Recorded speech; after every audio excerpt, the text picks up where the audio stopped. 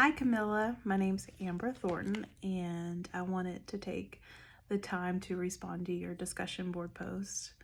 First off, I really do love how you mentioned in the very beginning that there's multiple layers and even different lenses when we're delving into looking at Jesus. And I think that's so good.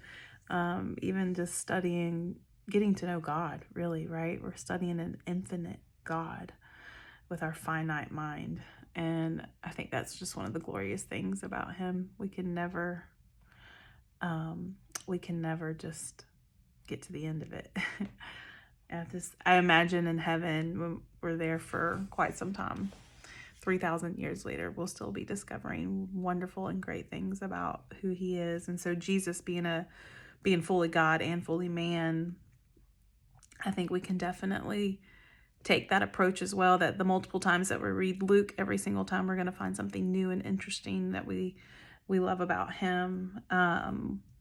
When I was looking at Luke through the lens of a qualitative researcher, I really felt like the narrative approach would have been Luke's approach as well. And there's different types, of narratology that we talk about, that Cresswell and Poth talk about in their book on page 70 and 71. And one of them that really stuck out to me was oral history.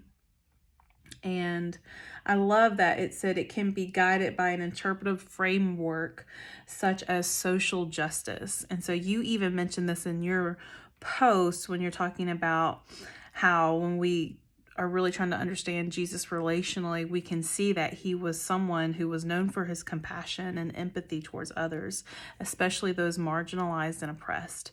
And so I love Luke, the book of Luke, because Luke does do a really great job of gathering all the research and the evidence to really show Jesus hung out with the ones nobody wanted to hang out with or be seen with or even touched in public. He was known to hang out with the least of these, the marginalized, things that went against the status quo of his day.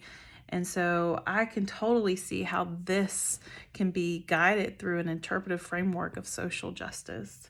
I love that a lot. And if you go down and continue to read, it talks about the different procedures for conducting narrative research. And it even talks about artifacts, like how do you gather your evidence in the field? And Cresswell and Poth even refer to stories as field texts.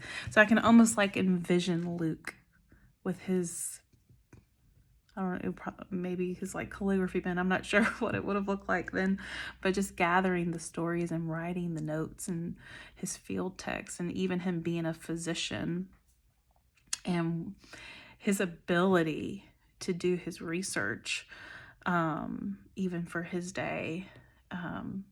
I used the Passion Translation this time around when reading Luke, and the word here is, he says, now I am passing on to you this accurate compilation of my own meticulous investigation. And so there's even this confidence and even being able to know who the researcher is, which we talk about that a lot in our text as well, how important it is for the reader to know who's the one doing the research. So even knowing that Luke was a physician and even meticulous in his ways gives even more confidence, knowing the quality and